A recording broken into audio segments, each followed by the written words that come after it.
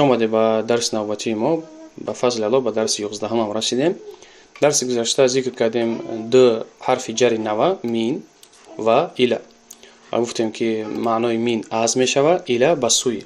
مثلا خرجت من البیت و ذهبت الى المسجد، من از خانه برآمدم و به سوی مسجد رفتم. الى المسجد هر دو همین عباره حرف جر است و علامت کسره در آخر هر یک کلمه پیدا میکنه، وظیفش همینه.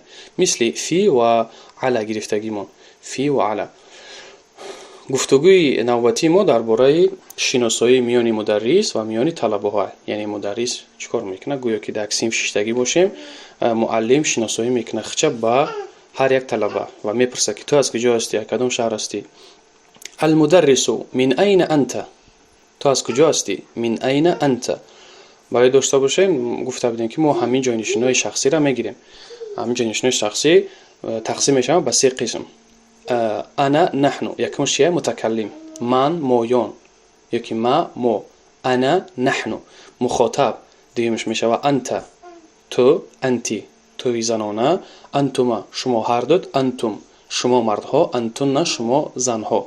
بعد میشه غایب سیم، هو او مرد، هی او زن، هما دو کس نوابسته ای جنسشون، چی مرد باشه چی زن، هم مردها، هن زنها. ببینه من این انت که گفت شما میتونید جمله بندی کنید به همین جایگزین های شخصی. مثال میگه که من این انا، من از کجا هستم؟ برای سوال مثلا کودک میپرسه من این انا. یا که میگه من این نحن، ما از کجا هستیم؟ بعد میگذره به مخاطب میگه که من این انت. چه خیلی که در همین مثالی گفتگو من این انت. اگر زن میبود چی میگفتیم؟ من این انتی. اگر دو کس باشه من این انتما، شما هر دو تا از کجا هستین. اگر مردها باشن جماعت من این انتم. اگر که زنها در مخاطب کردسته باشه میگه من این انتن، شما زنها از کجا هستید. اگر که از غایب پرسیده باشیم، یک شخص غایب میگه که من این هو، او از کجا هسته مرد. من این هی، او زن از کجا هسته. من این هما، او دو کس از کجا هسته. من این هم، آن مردها از کجا هستند. من این هن، آن زنها از کجا هستند. یعنی این مهمه، به نهایت مهمه که شما جانشین شخصی را بدونه و جمله بندی کرده بتونه، برای که بسیار استعمال میشه در گفتگو زبان عربی. مدرس پرسید که تو از کجا هستی؟ یعنی مخاطب، یا انت مخاطب مردانه. محمد میگه که انا من الیابانی، من از ژاپن هستم. انا من الیابانی. اهمیت بدین که من اساس سکون داره. حرکت فتحه به خاطر چی داده میشه؟ به خاطر تلفظ آسان‌تر شود، به خاطر که دو قاعده است: الالتقاء ساکنین، دو سکون واخوردن. الیابان، ببینید الیابان همه جا باید سکون باشه. و اگر چه در کتاب ما نمایان نیست، یک همجا یک سکون مثل نمین دایره چه، اما خیلی سکون باید علامت باشه. وقتی که سکون مین قطعی سکون ال و میخره، عرب ها چو کردن حرکت دادن برای تلفظ آسان شود. یعنی قینه دشوار گفتن که انا من الیابانی، تا اینکه همین توقف نباشه در گفتگو، همین حرکت فتحه دادن تیز تیز میگن انا من الیابانی، من از ژاپن هستم. المدرس و من این عمار، و عمار از کجاست؟ و من این عمار، دیدین نه سکون داره، اینجا حرکت ندادیم به خاطر که ال نیومد. کی حرکت میتیم؟ مینه وقتی که بعد از همین مین کلمه بیاد که در او ال باشه، الف لام باشه، مینل میگیم. خب چه الف لام قمری باشه مثل الیابان، چه الف لام شمسی مثل الصین. و من این عمار، مدرس میپرسه که عمار از کجاست؟ محمد میگه که هو من الصین. عمار از کجا بوده است؟ از خیتای. الصین خیتای میشه. هو من الصین. زدن ببینه، زدن بعد از چی؟ بعد از نون در حال صاد میزنه. هو منس، هو منس، هو من الصین. مدرس میپرسه و من این حامد، حامد از کجاست؟ محمد میگه هو من الهندی، او از هندوستان است. هو من الهندی. المدرس این عباس، عباس کجاست؟ محمد میگه خرج، برآمد. یکم فعلی که در همین کتاب ذکر میشه خرج و ذهب است، همین دو فعله. و حتما ما ان شاء الله تصریف فعل، حتما تصریف فعل در یک جدول مشمول می‌نویسیم در درس آینده که شما چیکار کنید بدونید که چگونه تصریف میشه. برای که خود فعلم چی داره؟ سه قسم در تقسیم میشه: متکلم، مخاطب و غایب.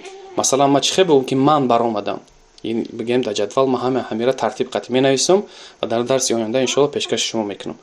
اینجا خرجه از نام غایبه، یعنی بگیم شخص مردی که انجام داده غایب است. سیم ای عباس سخن رفته است.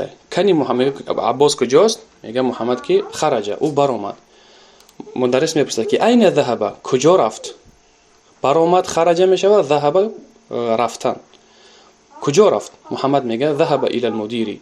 یعنی عباس کجا رفت؟ به نزد مدیر. مدیر هم مدیر خوان میشه. ذهب الى المدیر به زبان روسی دیرکتور. به سوی مدیر میگه رفت، به نزد مدیر رفت. و این ذهب علی؟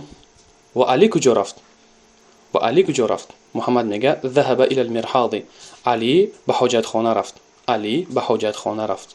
المرحاض حاجت خانه. خب تمارین مشق ها. اجمع الاسئله الاتیه. با سوال های زیرین جواب بده. من این انت؟ تو از کجا هستی؟ این کاری خانگی شما، یعنی شما همون گفتگو را میخونه، ای روی گفتگو همجا جواب میده. من این انت؟ تو از کجا هستی؟ محمد چی گفت؟ انا من الیابانی. من از ژاپن هستم. اهمیت بده که الیابان میگن اینها عربا در حرف پ نیست. در فارسی تاجیکی خمون حرف پ وجود داره، اما در عربی پ وجود نداره.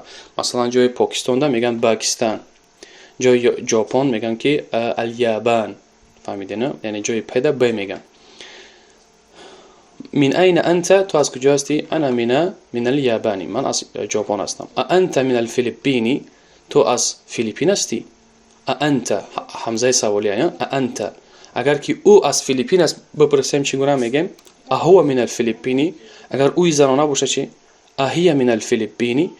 او زن از فیلیپین است. اینجا میگیم لا انا من الیابانی. جواب لا انا من الیابانی. من من الصینی. از خطای کیست؟ یا که کی است از خطای؟ میگیم که عمار من الصینی. در گفتگو چی بود؟ عمار بود. عمار من الصینی. من این حامد؟ حامد از کجاست؟ گفتگو را نگاه میکنیم. حامد از کجا بود؟ از هندوستان. محمد میگه کی جدا؟ خب من این حامد؟ هو من الهند. من اسم هو من الهند. این ذهب عباس؟ عباس کجا رفت؟ ذهب الى المدير. ذهب الى المدير. بسوی مدیر رفت، به نزد مدیر رفت. اذهب علی الى المدير؟ اذهب علی الى المدير؟ آیا علی به سوی مدیر رفت؟ به نزد مدیر رفت؟ در جواب میگیم لا هو ذهب الى المرحاض. هو ذهب الى المرحاض. با همین قدر اکتفا میکنیم. کوشش میکنیم درس کوتاه‌تر شوند. تکرار بکنید، با تلاش باشین و در امان خدا. السلام علیکم و رحمت الله.